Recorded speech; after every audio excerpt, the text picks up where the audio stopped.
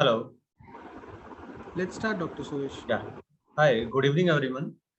I'm Dr. Suresh. I am assistant professor in Department of Pediatric Orthopedics, KGMU. Actually, originally, Professor Ajay Singh was about to talk on this topic, but urgently he had to go to a meeting with VC. So I'm presenting on his behalf. The topic provided today is regarding interpretation of pediatric orthopedic X-rays and how do we read them and how do we report them. So issue.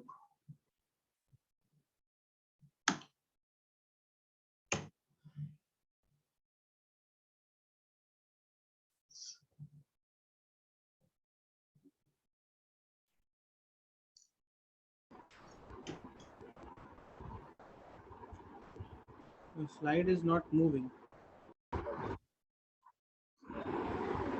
So, continuing with the same trauma series, we are today discussing the pediatric orthopedic X-rays and how do we read them and how do we report them and how do we communicate while discussing the pediatric orthopedic X-rays and taking opinion from a senior or a colleague and reporting it on the paper. So, at the end of this lecture, we shall be able to read the X-rays systematically, and we should be able to describe the fracture patterns and interpret the healing of fractures and maybe decide on the treatment or management outcome of the patient depending on the fracture and the radiological pattern of the X-ray. One thing regarding the X-rays is these are harmful radiations and due care should be taken while ordering them. So the child should be covered, the genital area should be covered adequately, and the person taking the X-ray should be protected duly. And in case of a small child which don't allow X-ray to be taken without their parents, so the parents accompanying the child in the X-ray room should be given the shield, lead shield, and pregnant mother or ladies or any relative should not be allowed to accompany them, and a proper due care should be taken to avoid any radiation hazard. So, regarding the interpretation or reading of X-rays, we have to follow the ABCS approach so that we follow it systematically and we identify all the features in the X-ray and we don't miss anything. And this has to be followed at every time. So, A stands for adequacy and alignment, B stands for bones, and C stands for cartilage, S for soft tissues. So we have to make a habit of following this ABCS protocol every time when we read the X-ray, when we um, um, uh, communicate with the seniors or colleagues about reporting of our X-rays. Adequacy means the anatomical part should be adequately exposed. There should be at least two views, the AP and lateral views, and in some cases we prefer three or four views, like in case of supracondylar fracture or maybe lateral condyle fracture, where we want internal oblique and external oblique views to aid in our interpretation of fracture pattern and decide on the treatment. But two views are the least, AP and lateral view. Without having two views, and we should not progress to commenting on the X-rays. The other thing about adequacy is the proper anatomic segment should be fully visible, starting from proximal fragment to the distal fragment. Like in case of femur fracture, the hip joint and the knee joint should be visible along with the shaft. Having X-ray of shaft only will miss something in the hip and something in the knee also. So we should have a full adequate exposure of the part under consideration. Look for the alignment. We have to look for the relation between the proximal and distal segment of fracture and where are they lying, and that is how we note and that is how we communicate. And this is a convention that in orthopedics radiology we take the distal fragment as the baseline, and we always talk about distal fragment. Is it moving posterior or anterior, or is it lying medially or distally? So we always put our focus on the distal fragment. So if we say the fracture is in varus, that means the distal fragment is in varus. And when we say the distal fragment, and when we say fracture is in flexion, that means we are talking about the distal fragment in relation to proximal fragment. So that includes alignment part. Then coming to bone. After looking at the anatomical part or the adequacy and the bone alignment, we come to bone part and look for the anatomy of the bone. We look for any obvious fractures and how many fragments are there, where are they lying, what is the pattern of fractures. Apart from this, one different or one special thing in pediatric orthopedics is the presence of immature skeleton and along with physis and growing plates or the physis. So, like in this X-ray on the left side, we can see that metaphyseal area of the femur. There is physis or growth plate, and then there is the epiphysis. Then comes the joint, and similarly on the other side, we have epiphysis, physis, and the metaphysis. So these lines may sometimes be confused with fractures, or maybe a fracture might be missed, thinking that this is a growth plate. So this part should be kept in consideration, and we should always think about immature bone, and we should look at the growth plate, and we should compare it with the normal and available normal site. Sometimes can be taken as a reference point regarding um, reporting such X-rays. The X-ray on the right side, the AP view shows different kind of fracture pattern, and on the lateral view we can see that there is a physial injury, and this again supports the need of two views. That on the AP view we'll be thinking that this is some different kind of fracture, but on the lateral view the actual gravity of injury is unmasked, and we can now see that it is a relatively higher grade of fracture rather than a simple fracture. Coming to C, we have to see the cartilage or maybe guess regarding the cartilage health and cartilage fractures, because a large amount of bone or joint part is covered with cartilage, and this is more in case of child. A large amount of bone is unossified, so we should also try to look at the cartilage part also. And if there is increased joint space, or if there are abnormal shadows or any abnormal alignment around the joint in the children, that should alarm regarding cartilage injuries. And if required, higher imaging like MRI can be advised or think of whenever child is able to undergo such an investigation. Then comes the soft tissues.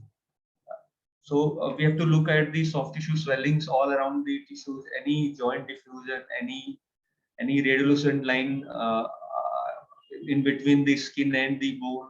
These all may point towards the underlying hematoma, or maybe infection in case of septic tissues. So, following the systematic pattern of assessing the X-ray and reporting in similar way will train us to look in a systematic way and report, and will not miss it, any finding. Like we look at the adequacy and alignment, then we examine the bone, then we examine the cartilage and joint spaces, then we finally look at the soft tissue. So in this way, we look at the X-ray. Whenever we find X-ray, we look and report in this way only. We'll not miss anything in between. Reporting bone at some point, then coming to soft tissues, then going back again to cartilage, we'll miss something sometimes. So we have to follow a systematic protocol, and try to make it a habit that we look at in this way. And we should always examine the normal joint above and below, so that we don't miss any fracture in case of multiple trauma or in a polytrauma case. Then comes the language of fractures. We should always keep this in mind. There is sometimes we have to mention open versus closed fractures. Open is a compound fracture where the fracture hematoma is communicating with the outside. Basically, there is a wound along with the fracture. That is the open fracture. Closed fracture is wherever the skin integrity is not breached, and there is a simple a bone fracture without any wound or blood loss. Then the anatomic location of fracture, then the fracture line, the anatomy of fracture line, how is the fracture line going, then the relationship of fracture fragments with each other and with the total the limb alignment. Then comes the finally the neurovascular status. These apart from reading the ABCS of the particular X-ray, we have to include all these findings into that reporting or that diagnosis, so that it conveys better regarding the whole diagnosis of the child. Anatomical location, we should try to point out where is the fracture exactly. Is it in the proximal part? Is it in the middle part? Or is it the third distal third part? So we should try to locate the location in this fashion, and we can look at the epiphysis, metaphysis, and dysphysis. Like in this anatomical fashion, we can also try to classify and report them. And apart from these gross classification, we can also write about intra-articular fracture or extra-articular fracture if there is involvement of any joint surface. Always try to identify the X-ray plate. Does it belong to same patient or is it of somebody else's patient? There should be no mixing of the X-rays, and this is quite common in a busy trauma center where a resident passes X-ray that so this is the X-ray of this patient, and we start reporting and we start commenting on the X-ray, and we plan the management, and at the end we find that this is not the X-ray of this patient. So whenever you get the film in your hand, try to identify the X-ray that this X-ray belongs to same person.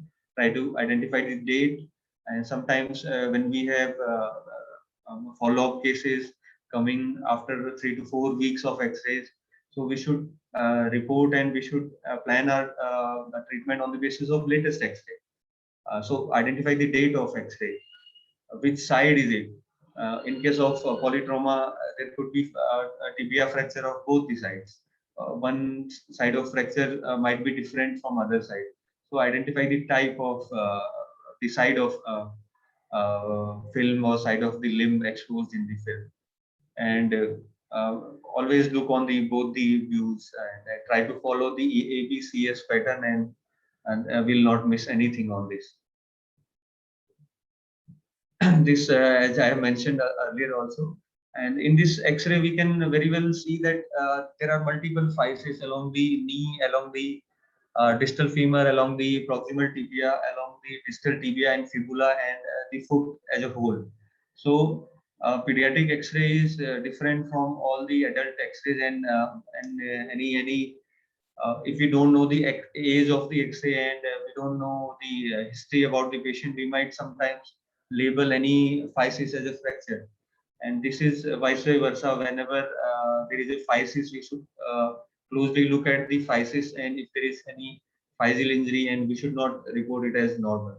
So immature skeleton and growing physis should be closely looked upon and reported accordingly.